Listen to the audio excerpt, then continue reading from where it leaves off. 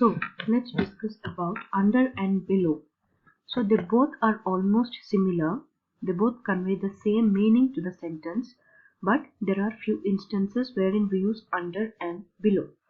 Under is used to represent things which lie at a lower level compared to another thing or object, and it is also used to represent numbers which are in less quantity. It is also used to represent a mental state. For example, the cat is sleeping under the table. So the table, chair, tree, all these are 3D objects. So the cat is sleeping under the table. Or to represent the mental state, we say she was under a lot of stress during her exams. Next, to represent numbers, we say the organization had collected an amount which is under 5,000 rupees. Okay, that is less than, they have collected amount which is less than 5,000 rupees.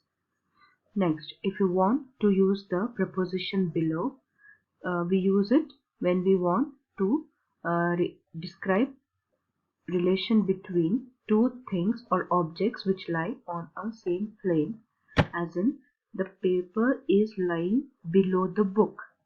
So the paper and book both lie on the same plane, but one is below the other.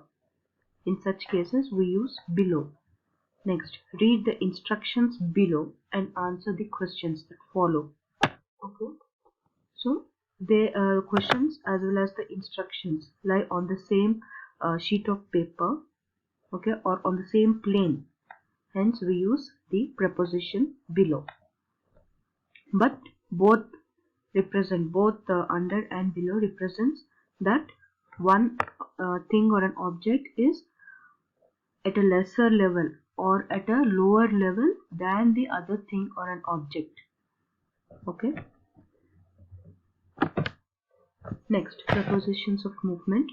For example, Ramesh walked along the road, through a tunnel, and walked across a field. So in this sentence there are three prepositions. So we use the preposition along when the subject moves or walks on the same side as that of the path or road or some other plane surface. Ramesh walked along the road. So maybe he walked on a footpath or just beside the road. So he walked along the road. He went through the tunnel. Okay, he crossed a tunnel, or we can say the railway or the train crossed through the tunnel. That means it traveled or it went, or here this person went from one side of the plane to other. The bird flew through the window. Okay, maybe it flew from outside to inside into the room. So through a tunnel or through a window, and he walked across a field. That means from one side of the field he traveled to the opposite side. If I say they crossed the road or they walked across the road, that means that they moved from one side of the road to the other side. Okay. So these are the prepositions of movement. Next, the gold coin which had been inside his pocket fell into the pool as he took out his mobile phone, and it remained inside the water. So here we find two prepositions, inside and into. Okay, inside represents the place of the object, and into represents the movement of the object from one place to another. So initially the coin was inside his pocket. In or inside we can use. Okay, inside his pocket, and it fell into the pool. So the coin fell from his pocket, it traveled, and then it fell into the pool. Next, and it remained inside the water.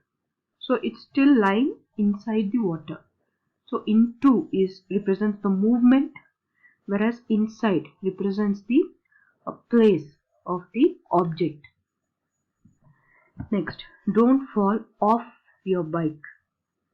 Okay, don't fall from the bike to the ground. Okay, ride carefully or drive carefully. Use helmet. Don't fall off your bike. Hina goes to school by bus. So this is the most commonly used preposition to be used when we want to tell that a person travels from one place to another. Okay, Hina goes to school by bus. Okay, she traveled from Bangalore to Australia. In this case, it represents movement from source to destination. Similarly, I go to office by walk. So, to represents the movement. Okay, towards. The word towards is used when we want to say that a subject is moving in the direction of the destination. Okay, he drove towards the car and he hit the car, for example. That means he drove in the direction of the car and by mistake or accidentally he hit the car. But if I say I go to office by walk, here office is the destination. Okay, he has to follow some path and finally reach the destination. So I or the subject goes to the office by walk. Again here by is the preposition. By car or by bus or by walk. How the preposition moves. He either moves in a car or in the bus, or we can say he travels by car or by walk. In this case, I go to office by walk. She passed the bottle to me. That means that the bottle came to me. It's a movement. She passed the bottle to me. Okay. The guests arrived at the hotel. So they arrived at a particular point, hotel. The guests arrived at the hotel and they stayed in the hotel for few days. Okay, they arrived at the hotel. Next, Ravi booked a cab to the airport. So similarly, similar to this first example in the slide. Okay, his destination is the airport. So he booked a cab which travels to the destination. Hence, to here is a preposition of movement. So here are some more examples to know the differences between in, into, inside and on, onto. Okay, for example, Tina is watching TV in the living room. So living room is a small area, okay, surrounded by 4 walls. So we say Tina is watching TV in the living room. So we need not say inside the living room. Okay, here in the general case we use in the living room. Or Tina is going into the kitchen to prepare lunch. Okay, into again represents the movement. The person has moved into the kitchen and now she is in the kitchen. Okay, in represents the rest. Okay, rest position, and into represents the movement from one room to another. Okay, this is the difference for between in and into. Next, John has jumped into the pool to swim. Now he is in the pool. Or he is inside the pool or in the pool. Okay, into again here is the movement of the person from one place to another.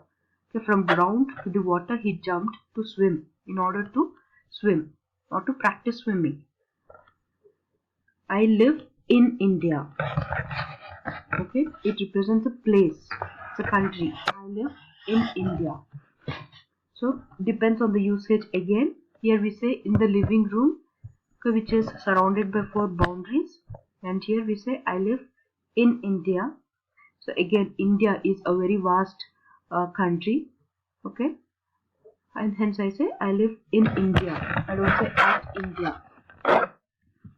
The clothes are inside the closet. So closet or a cupboard Okay, it's a very small area. It's a area surrounded by boundary. It's a very closed area. Hence we say inside. The phone is inside the bag. Okay, the money is inside the purse. Okay, inside.